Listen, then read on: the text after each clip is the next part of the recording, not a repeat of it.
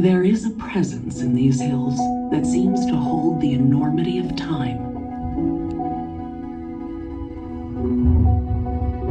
Earth and water, wind and fire, life.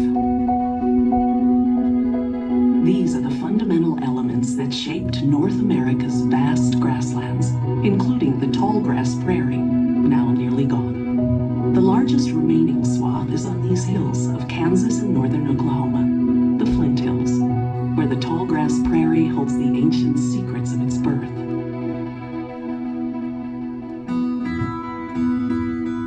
It's a bit like looking out at the sea, with the tides coming and going, the waves lapping on the shore, except that these tides and these waves are measured in millions of years instead of days and moments. This sense when you're there is of great forces acting over a very long time. The emotions that you feel there are emotions that come over you gradually as you learn to understand what's out in front of you. The stones of the Flint Hills hold memories of the prairie's origins. Marine fossils date back 270 million years to a time when this land was covered by a vast inland sea. We are looking all these millions of years later at the remnants of the bottom of that sea. And if you're standing on tops of the hills, you're on the bottom of the sea. And what you think of as hills are the valleys that have been carved into that over time. Glaciers advanced and retreated. Torrential meltwater carved the earth, forming riverbeds and lakes. The climate gradually warmed. Spruce forests that once flourished here gave way to species better adapted to the changing climate and set the stage for the birth of the grasslands. Grass. The very word derives from an ancient Aryan verb meaning to grow. The underground growth of prairie grasses is the key to their evolutionary success. The grasses are growing through the rock layers, through the cracks and fissures in the rock, which doesn't sound very logical, but that's what's happening because the soils are very shallow and the water is beneath the rock layers.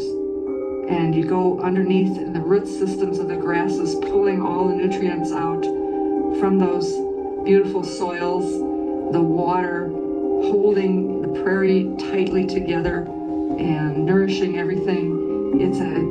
It's a whole layer cake of different substrates, from air to soil to water, and all the plants and animals in between that are tied together in this ecosystem.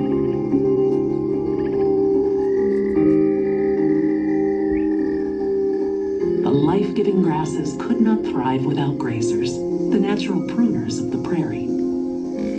The primary grazers have always been grasshoppers, billions of them, thriving on prairie grasses, wildflowers, and forbs, while the most obvious grazer has been the American bison. Every grassland has evolved with grazers. They've had grazers on it, so they've had to adapt over time. They have defense mechanisms. They put resources below ground so they can regrow after being grazed. Some grasses actually grow a little faster once they're grazed. But if not for the work of humans, the tall grass prairie as we know it would never have existed.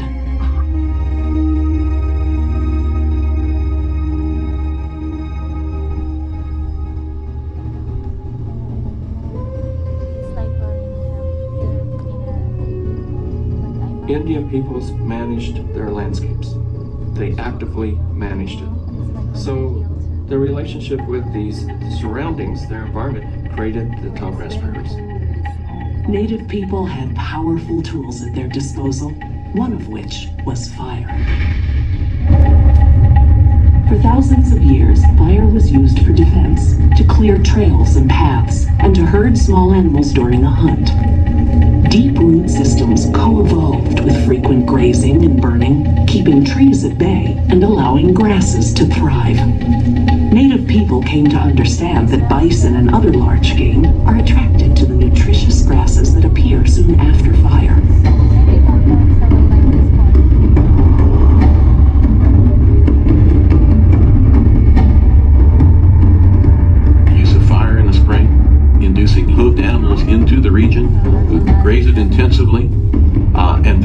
move on by late summer.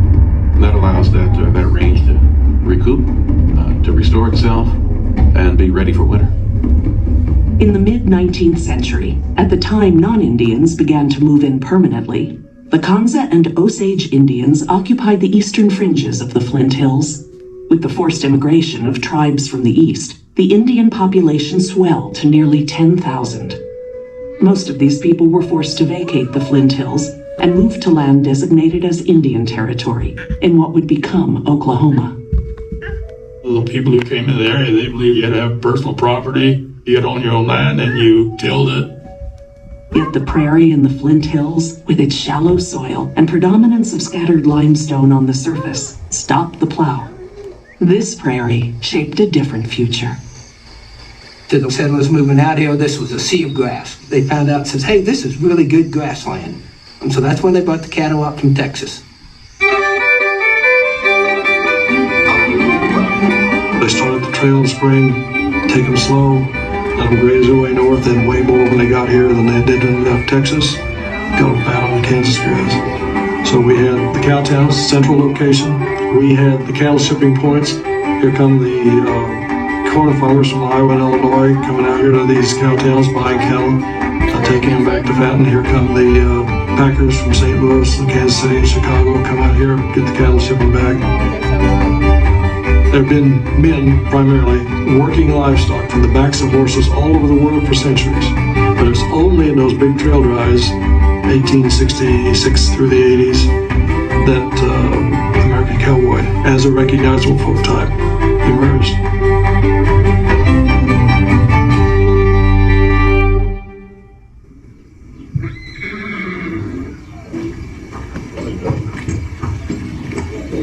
Over the years, ranchers and stockmen developed seasonal burning and cattle grazing patterns strikingly similar to the way Native Americans managed the bison. And the tall grass prairie on the Flint Hills continued to flourish.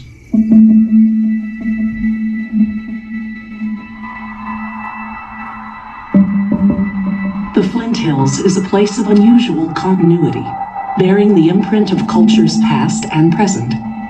It is a place where we can connect with the mingling of eons and of elements fundamental to life on this planet.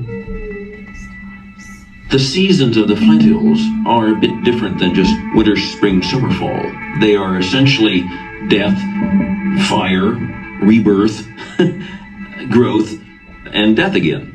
It's almost like music where you have overlying rhythms.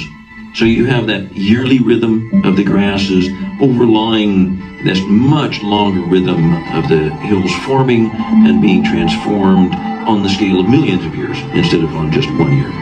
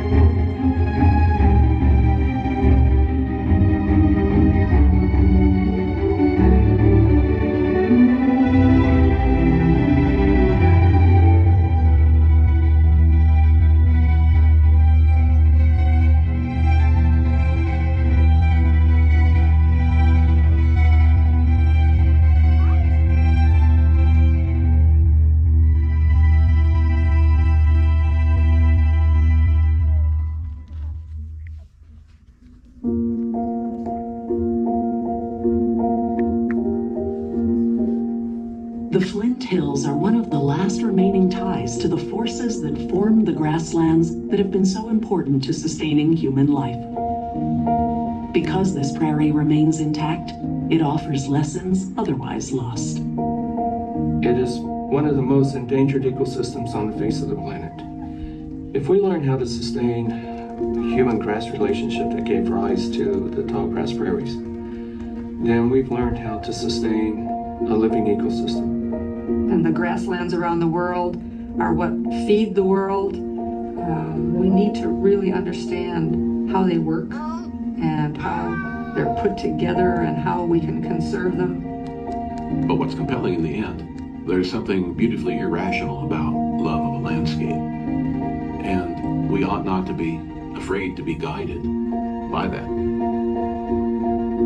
It's a subtle beauty, it's a quiet beauty. The Flint Hills give you a chance to catch your breath. There are very few places a person can go and feel the connection to the earth and to that history, like the tall grass prairie. To lose that would be to lose part of ourselves. It truly is a magical place. Get off the highway, get out into the prairie, and just stand on the highest place you can find and just fill your lungs with air, stretch out your arms, and just feel this sense of space. There is a very spiritual piece to the Flint Hills, I think. And I don't think it is for everyone, but for those that do enjoy it, it's fantastic. You have to tune your thinking, tune your seeing and hearing to the pace, rhythm, and moments of the place. And all of a sudden, you're given this great gift.